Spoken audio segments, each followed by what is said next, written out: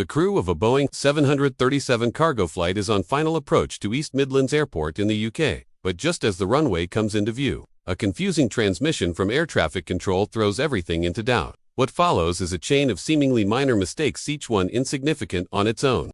But together, they form a sequence that nearly ends in tragedy. This is a story about how fatigue, inexperience, and split-second decisions can converge into a life-or-death crisis. This is the story of TNT Flight 325. In the early hours of June 15, 2006, two pilots prepared for a short flight from Liege, Belgium, to Stansted Airport in England. The aircraft was a Boeing 737-300, operated by TNT Airways, a Belgian cargo airline servicing routes across Europe. Like many cargo jets, the aircraft had seen better days. At 19 years old, it had originally served as a passenger plane before being converted to carry freight just 2 years prior. Despite its age, the 737 was in good working order. The same couldn't necessarily be said for its crew. The captain, a 42-year-old Belgian national, had begun his shift in Istanbul the previous evening, around 6 p.m., while he'd managed to get just over the legal minimum of 12 hours rest before duty.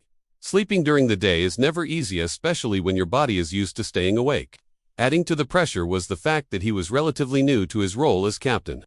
Having only 4 months of experience in the left seat, still, he had logged over 4,000 hours on the 737 and was considered competent. The first officer, also from Belgium and 35 years old, had started his duty in Vienna the previous evening. Unlike the captain, he'd had a longer rest period, around 16.5 hours.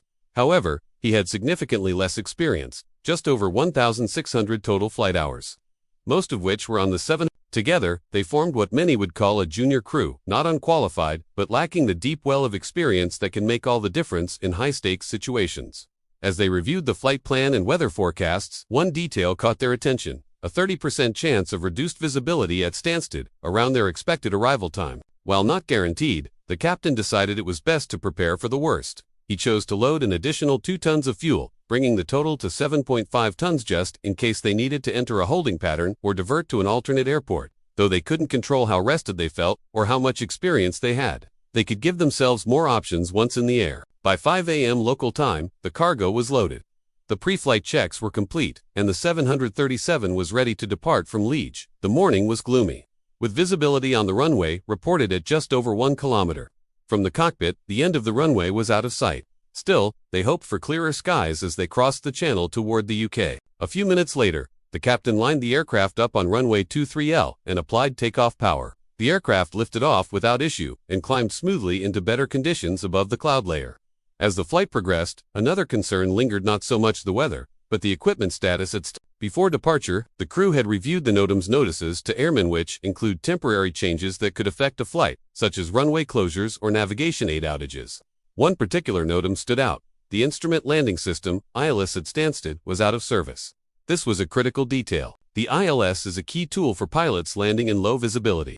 It provides precise, lateral, and vertical guidance, helping them stay perfectly aligned with the runway. Without it, approaches become more complex and far more challenging, especially in bad weather and especially for a crew already running on limited rest. Unbeknownst to them, that single piece of information, the lack of ILS, would soon become a pivotal factor in a dangerous chain of events. With the instrument landing system, ILS, out of service at Stansted, the crew of Flight 325 faced a more complex landing procedure: a surveillance radar approach, or SRA. This type of approach is far less common and places a heavier workload on both pilots and air traffic controllers. Rather than following radio guidance beams like in an ILS, the pilots would now have to rely entirely on instructions from a TC being directed step by step with course and altitude changes until they reached the runway. This wasn't ideal. Most crews, especially on low visibility days, prefer an ILS for its precision and ease. But without it, the SRA was their only option for now. At 24,000 feet, Flight 325 leveled off at cruising altitude. It would only remain there briefly due to the short duration of the flight. As they began their arrival preparations, the first officer tuned into Stansted's weather broadcast frequency. The conditions, while not perfect, were manageable. Visibility was reported at 6 kilometers enough for a safe approach using SRA. For the time being, things looked acceptable. But shortly after beginning their descent, the situation took a turn. When the first officer contacted radar control, Updated weather information revealed that visibility had dropped to below 5 kilometers, and fog had begun to settle around the airport. For an ILS approach, even one as limiting as a Category I approach, a minimum RVR of 550 meters is sufficient to land, but an SRA, being far less precise, demands better visibility, minimum of 2,000 meters. The current conditions at Stansted simply didn't meet that requirement. A landing there was legally and operationally out of the question. The pilots now faced a decision: hold and wait for improvement, or divert to a different airport. The captain considered the timing. The sun had just started to rise, and morning fog often dissipates as the air warms. If the sunlight could lift the fog, the conditions might meet minimums soon. The crew agreed to hold for a while in hopes of improvement. ATC instructed them to descend to 6,000 feet and enter a holding pattern at a waypoint called Laurel, located 13 nautical miles northwest of Stansted. The captain programmed the hold into the flight management system, and Flight 325 turned toward the fix, settling into a racetrack pattern.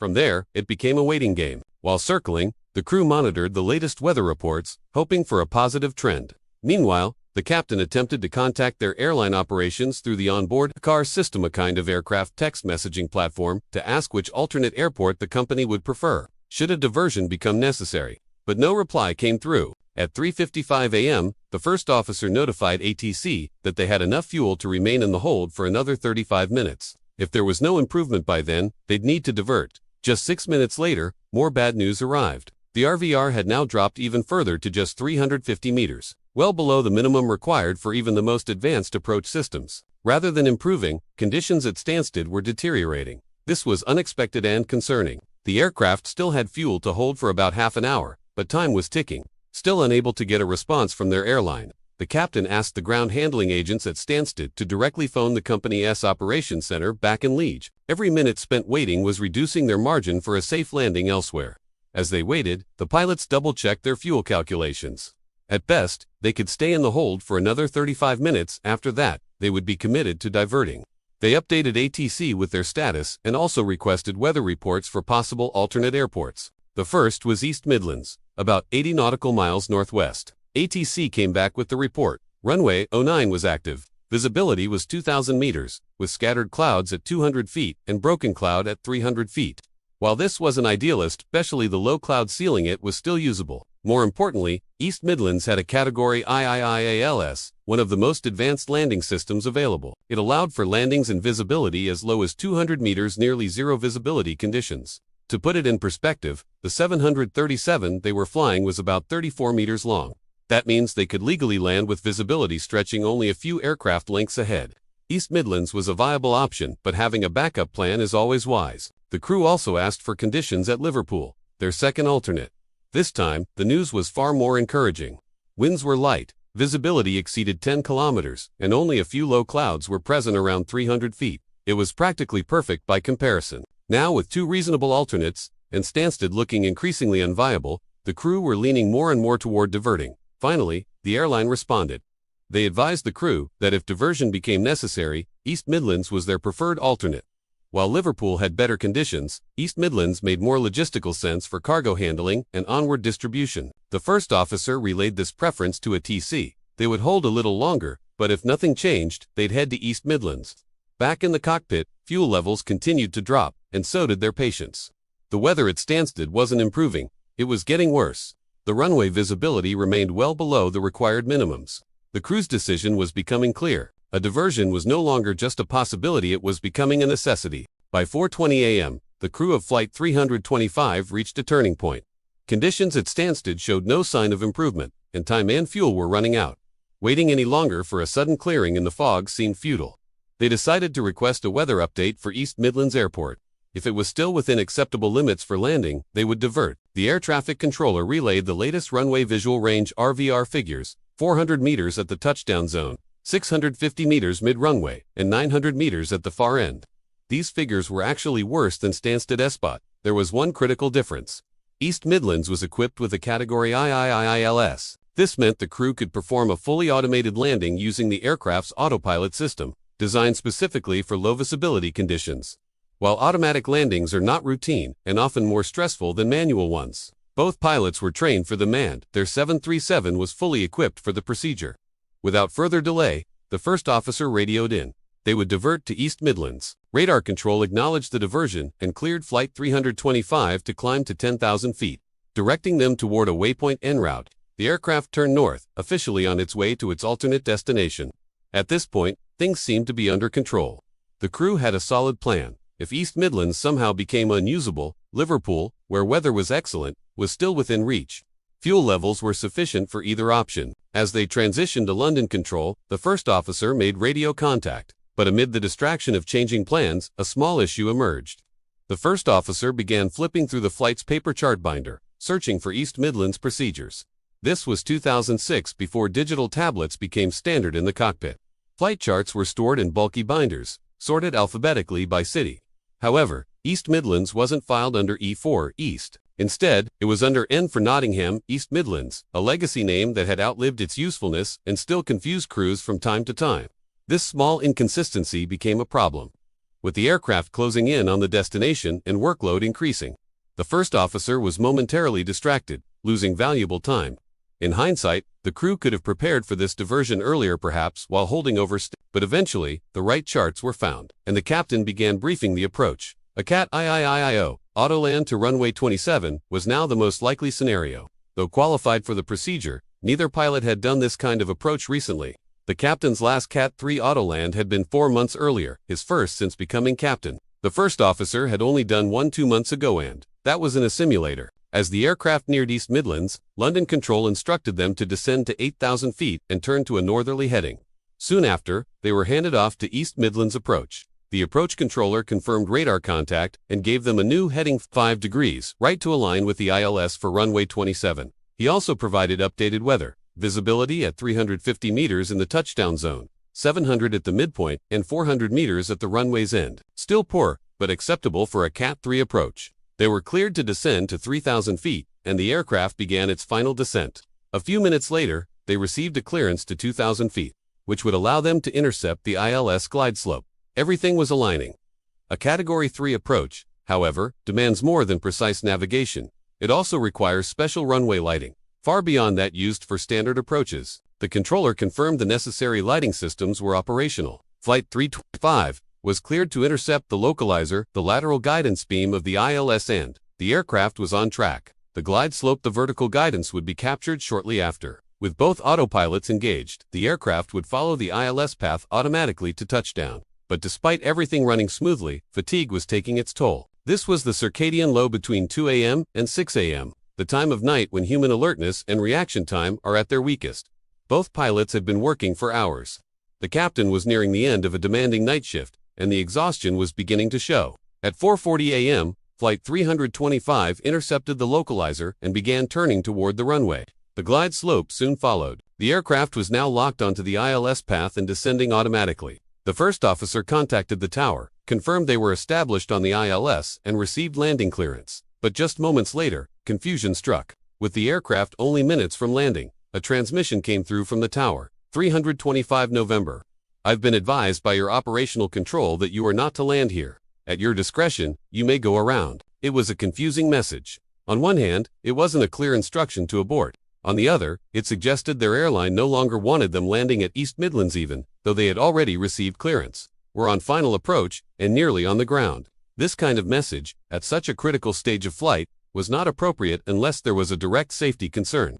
The aircraft was now descending through 500 feet. The autopilot system gave the call-out 500. The first officer repeated it, but hadn't fully processed the strange ATC message, partly due to the heavy workload, and partly because of language limitations. English wasn't his strongest suit.